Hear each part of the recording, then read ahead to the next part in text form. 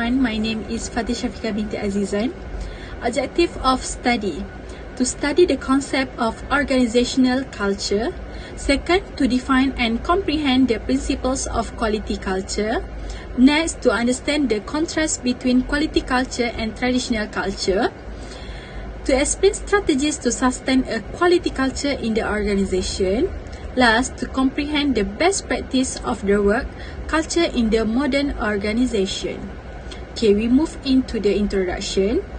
The cultural barrier is one of the biggest challenges that organizations trying to achieve total quality encounter. Few components make up an organization's culture, which are as the following. Many organizations commit to total quality, involve staff in all planning and implementation process, and provide the training required to guarantee that staff members have the requisite abilities, but their efforts are ultimately unsuccessful. Okay, first is business environment. An organization's culture is significantly influenced by the business environment which it must operate. Second is organizations. Values. Success is synonymous with upholding these ideals. As a result, an organizational values are the foundation and driving force of its culture. Okay, next, cultural role models become legends in their companies. After they leave or pass away, they act as living example what the company wants its employee to be while they are still employed. Next, cultural transmitter. Any organization's grapevine together with its symbol, tagline and award ceremonies serve as a cultural transmitter. Last but not least, organization rites, ritual and custom represent the unwritten laws that are followed within the organizations. This aspect of an organization's culture includes how employees behave, dress and approach their work. We go to similar features shared by organizations with a quality culture. Okay, first one is to ensure the ongoing improvement of quality. Adequate resources are made available where and when they are required. The supplier is regarded as a partner. Customer input is actively sought and used to continually improve quality. The third one, reward and promotion system are based on contributions to the continual improvement of quality. Okay, next, employees are both involved and empowered to ensure that staff at all levels have the knowledge and abilities necessary to continuously improve quality. Education and training are offered. Education and training are offered to staff at all levels. Okay, the primary priority is achieve peak performance of people, process and goods. So, we go to difference in management approach. Okay, in traditional culture, the first one is managers are seen as bosses who issue commands and uphold regulations. Second, managers think workers do. As a matter of fact, workers don't just do, they do what they are told. Last, less respect from workers. So we go to quality culture. Managers are viewed as the team's coach or leaders in organizations with quality culture. They convey the company's visions, missions, and goals. Workers are guided and trained to complete the goal. Last, freedom to point out the ideas. Thank you, Ms. Fatin, for the clear explanation. Assalamualaikum and wish all of you a good health. Could you imagine that we live in a world without a philosophy? Of course, there will be a mess, right? What I am trying to relate is operating philosophy is a set of principles that a company uses to decide handling different areas of operation. Let's look at two different work culture. Traditional culture organization is just concerned with return on investment and immediate profitability. Their style of focusing on maximizing earning for the short term frequently has unfavorable long-term effect. They are willing to unload defective product to customer, eliminate employee training program, or cut the benefit of worker just to boost the organization bottom line of finance. Honestly, this could lead to a large turnover at the top due to the short-term operating philosophy. Quality culture organization focus on the customer satisfaction. They are determined to do what is necessary to exceed the reasonable expectation of customer. I will not deny that this approach may result in fewer revenue in the short term, but this strategy is essential for long-term survival and profitability. Let me show you a good example. Making a major investment in an expensive technology upgrade can cause the next quarter of the next financial statement to be flat. Over time, however, the benefit of the new technology will take hold and we shall see a significant increase in profit like Apple company had shown us. These organizations also typically have less turnover at the top. This is because such a philosophy encourages decision makers to stay in their position long enough to either enjoy or suffer the consequences of their decision. Now turning to the next point. Problem-solving approach is a technique people use to better understand the problem that arises and to develop optimal solution. We realize that every organization undoubtedly has problems. In the case of the traditional cultural organization, they tend to blame others than identify the root cause of the problem. The most valuable player phenomenon and tactic of the waiting game could be seen as someone will pretend to be a hero in solving a problem, whereas in reality they only take advantage just before the issue is about to be resolved. Such a strategy promotes deceit and manipulation rather than creativity and innovation. Contrary to that, a quality culture organization would only find the real problem and seek an effective way to manage it. With the feedback from all stakeholders, problem solving is often a methodical process carried out by team. Ultimately, the objective is only one, which is create the solution, not heroes. Lately, we have been hit by a sharp rise in the price of several goods in Malaysia. Unfortunately, it's just a finger pointing by the ignorant merchant. In contrast, the wise merchant will take immediate action to solve the problem. For example, they locate suppliers who provide a lower price or utilize alternate goods that are more valuable. Due to this, the problem could be solved quickly since we eliminate real problem and not just standing by. My final point is the difference in relation with supplier.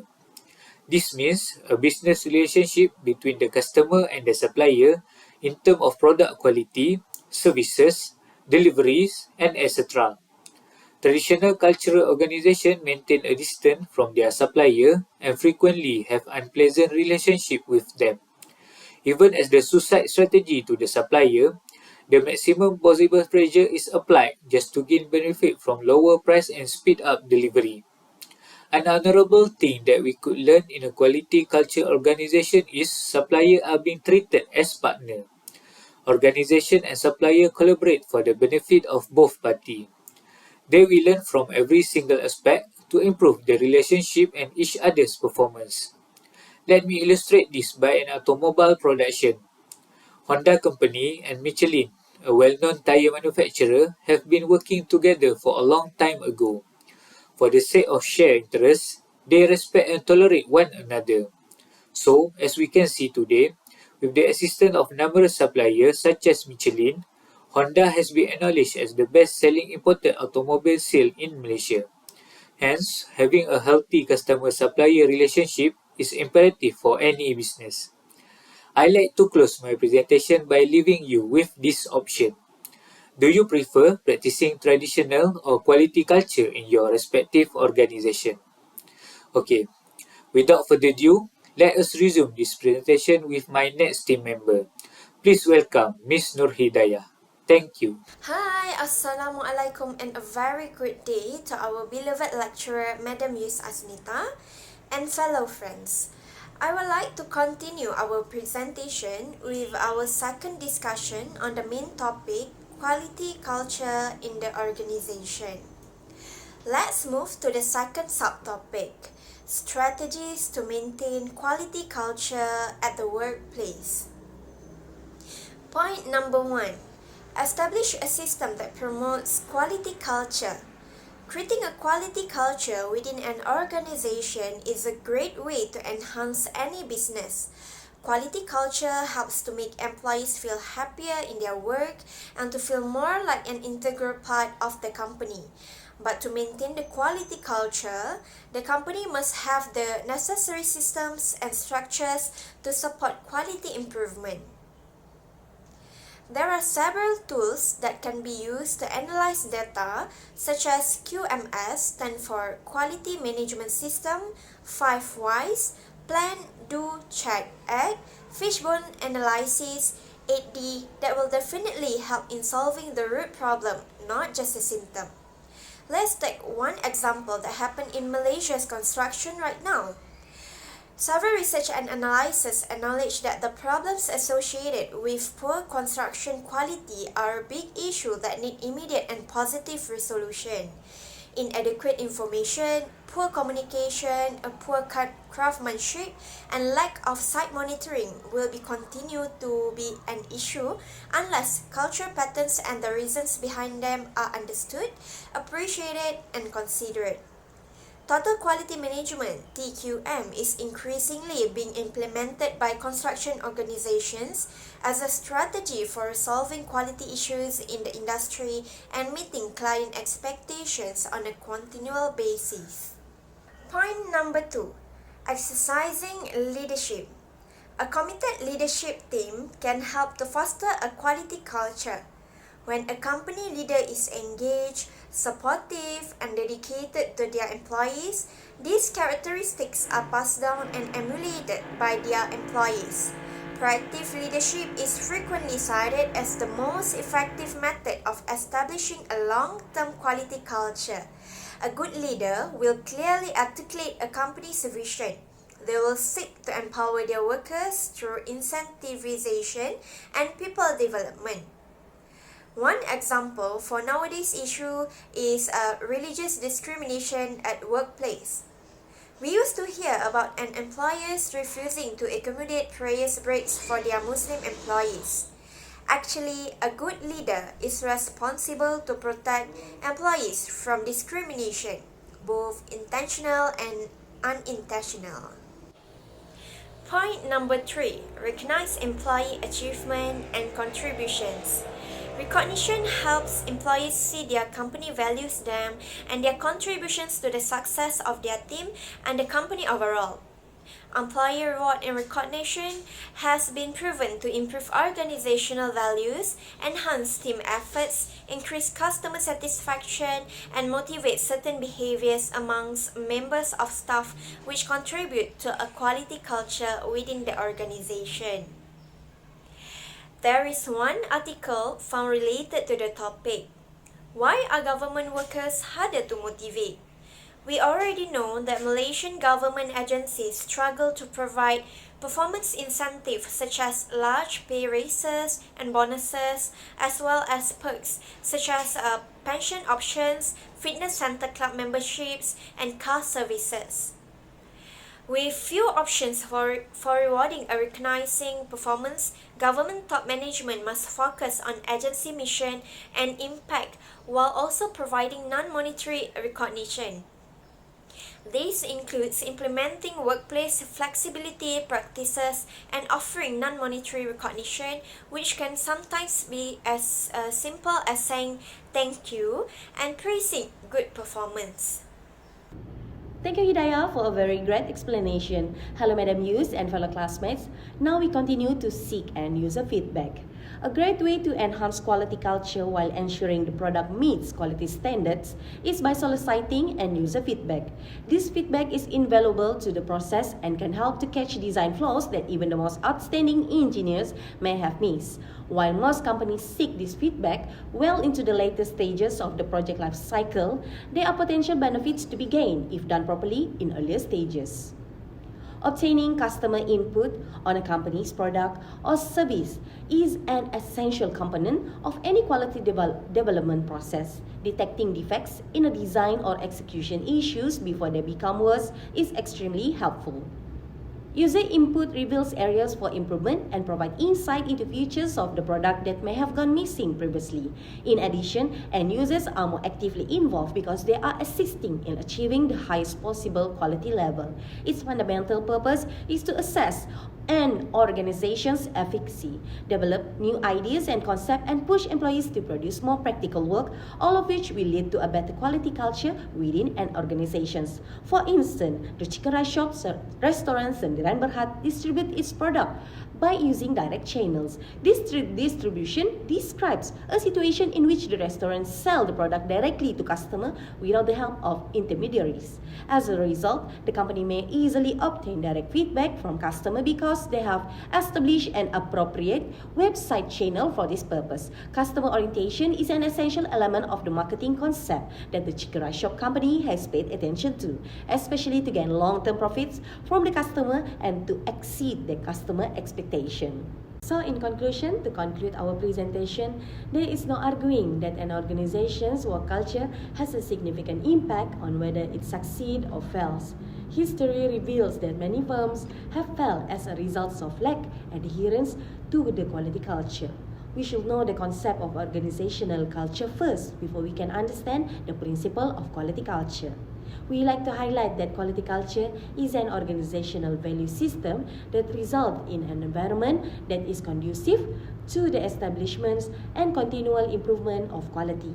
It consists of values, traditions, procedures, and expectations that promote quality. Moreover, we've been able to pinpoint key variations between a traditional and quality culture based on the scene around the world. We could deduce that practicing quality culture is way better than traditional culture in every aspect. An organization's culture is the everyday manifestations of its underlying values and traditions. The business environment in which an organization must operate is a critical determinant of its culture. Therefore, to attempt the implementations of total quality management without creating quality culture is to invite failure. We've been exposed to developing a quality culture within the organization in a variety of ways.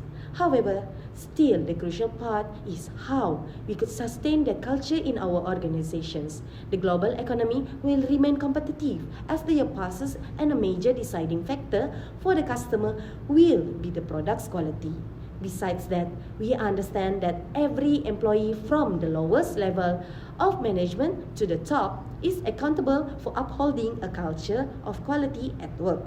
As a result, a company with a workforce where quality is ingrained as a core value will succeed and enjoy a significant competitive advantage. Overall, as one of Malaysian citizens who cherish the country, we must maximize our value and potential and give great cooperation to implement a quality culture in the organizations, whether they are in the public or private sectors. This can contribute to enhancing the current country's economy and citizens' standards of living.